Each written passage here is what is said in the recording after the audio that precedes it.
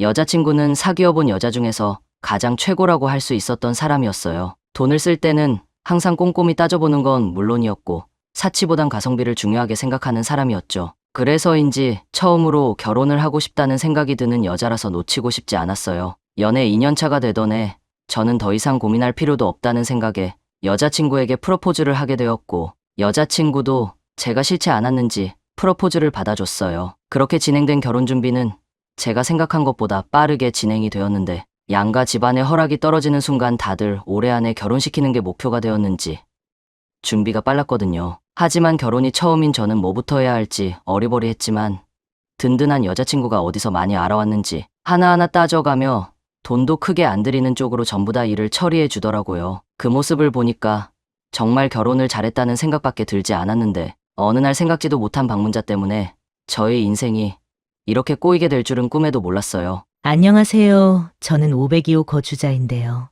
제가 지금 일 때문에 조사를 하고 있거든요. 혹시 거주하고 있는 집이 전세로 되어 있는지 알 수 있을까요? 전세긴 한데 무슨 조사길래 그런 걸 물어보세요? 연관이 없으면 아무런 상관이 없을 거예요. 혹시 집주인이 김영겁 씨는 아니죠? 맞는 것 같은데요? 그럼 여기 길 건너편에 있는 부동산에서 계약하신 거 맞죠? 혹시 최근에 집주인하고 연락해 본 적 있으세요? 한 달 전에 연장 안 한다고 연락하긴 했는데 무슨 일 때문에 그러시는데요? 그러시면 한번 등기부등본 떼보세요. 지금 집주인이 잠적해서 전세 사기로 의심되고 있거든요. 네? 전세 사기요? 지금 저뿐만 아니라 이 건물에 8명이 사기를 당했어요. 부동산은 눈치를 챈 건지 어제부터 문도 안 열고 있는 상황이고 집주인은 연락도 잘 되지 않고 있는 상황이거든요. 그러니까 한번 확인해 보시고 문제 있거나 궁금한 거 있으시면 다 함께 모일 때 한번 시간 내주세요. 아, 네. 한번 알아볼게요. 전혀 예상하지도 못한 일이 생기니까 정신을 차릴 수가 없었어요. 분명 부동산 사장님도 이 집 주인은 재력가라서 아무런 걱정을 안 해도 된다 해서 계약한 거였는데 현실은 명의만 가득한 빈깡통의 사람만 존재하고 있었던 거였죠. 그래도 희망은 놓지 않았어요. 피해 입은 사람끼리 모이면 해결이 될 거라고 생각을 했거든요. 우리나라가 비록 처벌은 약해도 사기를 치면 감옥은 가기 때문에 어떻게 해서든 처리를 해줄 거라고 믿었는데 피해 입은 사람끼리 모인 자리에서 들어보니까 그것도 쉬운 게 하나도 없었던 거였죠. 이대로 있다가는 결혼식 마저 물어품이 될까봐 두려웠어요. 전세금을 받아야 그동안 모은 돈으로 결혼을 할 수 있는데 돈은커녕 빚만 가득 지게 생겼다 보니까 눈앞이 캄캄해질 수밖에 없었던 거였죠. 그래도 결혼이 미뤄지면 미뤄졌지. 파혼까지는 생각도 안 했어요. 제가 아는 여자친구는 누구보다 저를 좋아하고 사랑해주는 사람이라고 생각했거든요. 하지만 결혼이라는 현실의 벽 앞에 서서 그런 건지 여자친구는 냉정한 모습으로 저를 대하기 시작했어요. 결혼 늦춘다고 그 돈 받아낼 수 있는 방법이 있어? 그 집주인이라는 사람, 돈 하나도 없는 사람이라며. 그럼 끝난 거지. 돈이야 못 받겠지만 그래도 결혼자금은 마련할 수 있을 것 같아서 그래. 무슨 수로 결혼 자금을 만들겠다는 건데? 지금부터 다시 모아서 월세 보증금이라도 만들어 보려고? 말이 되는 소리를 해. 결국은 빈털털이 됐으니까. 나보고 이해를 해달라는 거잖아. 나도 이러고 싶어서 이런 게 아니라는 거 자기가 알잖아. 물론 그렇다고 내가 잘못이 아예 없다는 건 아닌데 돈이야 나중에 해결될 문제니까 자기가 원하면 결혼은 원래 날짜로 하던가 아니면 조금만 미루자는 거지. 아, 몰라.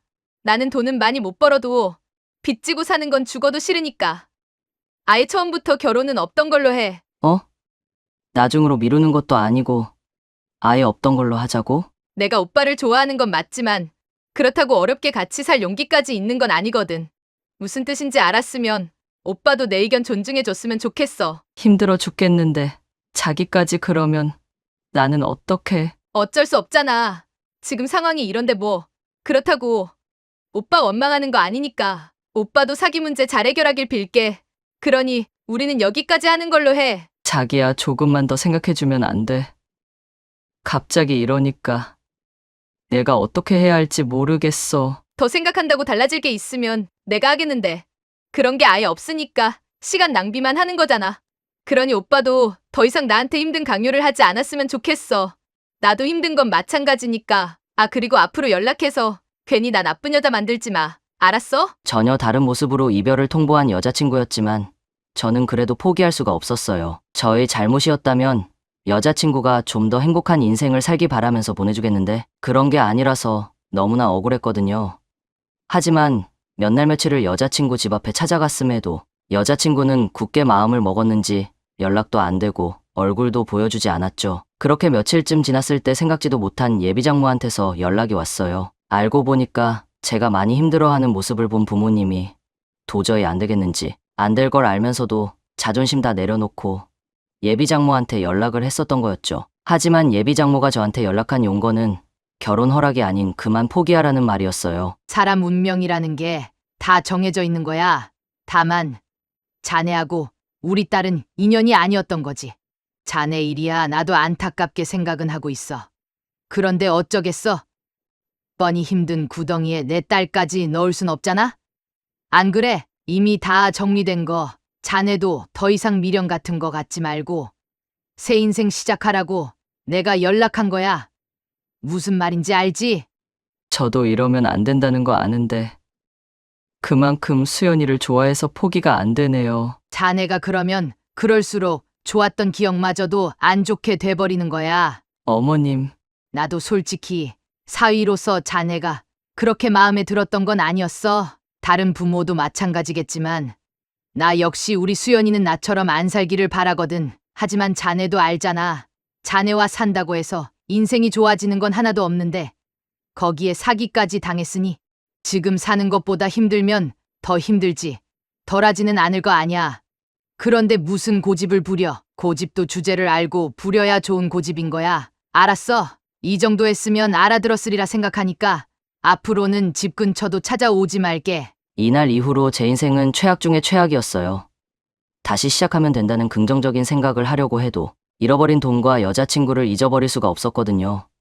거기다가 매번 정신이 나가 있으니까 회사에서도 잦은 실수를 하는 바람에 다니던 회사까지 그만두게 되었는데 집까지 경매로 넘어가 버려서 저는 다시 부모님 집에 들어와 한동안 아무런 일도 하지 않은 채 한량처럼 살았어요. 그때는 제 인생이 어떻게 되더라도 상관이 없다는 생각밖에 없었거든요. 열심히 살아봐야 사기 한번 당하면 어차피 망하는 인생이라고만 생각했기 때문이었죠. 그러다 문득 저의 빚을 부모님이 힘들게 갚고 있다는 것을 알게 되었어요. 그 모습을 보니까 이대로 포기하면 안 되겠다는 생각이 들더라고요. 그래서 알바라도 하자는 심정으로 다시 일을 시작하게 되었는데 생각보다 작은 가게인데도 손님이 많아서인지 매출이 생각보다 높아서 깜짝 놀랐죠. 그걸 본 저는 이게 바로 내 인생의 동아줄이라는 생각밖에 들지 않아서 최선을 다해 열심히 일만 했어요. 그리고 빚을 다 갚지도 못한 상태였지만 어차피 한번 망한 인생, 여기서 더 망해봐야 다르게 있냐는 생각으로 창업에 도전을 하게 되었죠. 다행히 창업한 가게는 장사가 잘 되었어요. 곱창집이라서 작고 허름하긴 했지만 맛이 좋아서인지 손님이 많았거든요. 덕분에 언제 갚을지 모르던 1억의 빚은 반년 만에 갚을 수 있게 되었고 다시는 여자는 못 만날 줄 알았는데 손님으로 왔던 사람과 인연이 되어서 모든 걸 되찾은 기분이 들었었죠. 그렇게 제 인생은 어느 때보다 가장 행복하다고 느끼고 있었을 때 생각지도 못한 전 여자친구를 만나게 되었어요. 홀직원을 뽑아야 해서 알바 공고를 올리게 되었는데 애엄마라고 했던 사람이 전 여자친구와 목소리가 똑같았거든요. 설마 하는 마음에 면접이나 봐보자고 오라고 한 거였는데 진짜로 전 여자친구였던 거였죠. 전 여자친구는 제가 기억하던 당당한 모습은 사라져 있는 상태였어요. 얘기를 들어보니까 아이 낳고 회사를 그만뒀다는데 남편 벌이가 좋지 않으니까 알바라도 하려고 지원을 한 거였죠. 그나저나 오빠는 이전보다 더 괜찮아졌네. 나는 아직도 힘들 거라고 생각을 했거든. 많이 힘들었지. 그 일 때문에 이렇게 된 거긴 하지만 그때로 돌아가라고 하면 나는 다시는 못할 것 같아. 고생 많이 했구나. 근데 나일 것 같아서 부른 거면 이래도 된다는 거지. 어? 내 목소리 들어보고 나일 것 같아서 불렀다며. 그럼 나 일 시켜주려고 부른 거 아니야? 에이, 목소리 듣고 놀라긴 했지만 진짜로 너가 올 줄은 꿈에도 몰랐지.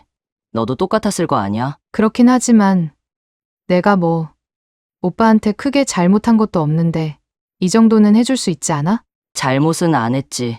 근데 너도 알다시피 나도 여자친구가 있다고 했잖아. 뻔히 여자친구가 자주 오는데 전 여자친구가 여기서 일하고 있는 거 알면 좋아하겠어? 급한 건 알겠는데 너 급하다고 나를 나쁜 남자로 만들지 않아줬으면 좋겠어. 뭐라고? 내가 너를 좋아했던 건 맞지만 그렇다고 지금 여자친구하고 싸울 용기는 없거든. 지금 예전에 내가 했던 말 따라하는 거야?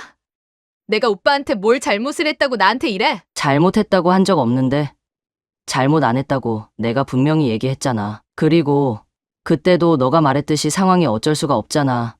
너 같으면 뻔히 남편이 있는 데서 나하고 일할 수 있어? 생각해봤자 너하고 나는 더 이상 같이 있으면 안 돼. 괜히 오해받을 수 있잖아. 그럴 거면 애초에 오지를 말라고 하던가. 왜 오라고 해서 짜증나게 해? 말했지? 너인 줄 몰랐다고. 이젠 알았으니까 우리 가게 근처 올 때는 항상 조심해줘. 원래는 이럴 생각이 아니었는데 예전에 냉정하게 대하던 전 여자친구의 모습이 떠올라서 똑같이 해줬네요. 물론 전 여자친구 입장에선 충분히 그럴 수도 있고 파혼도 당연하다고 생각은 하지만 전 여자친구가 저를 보는 눈빛이 예전처럼 돌아가서 순간 소름이 돋은 것도 있었거든요. 뭐 더 이상 말 안 해도 제가 예전보다 잘 살고 있는 모습도 보여줬으니까 더 바랄 게 없네요.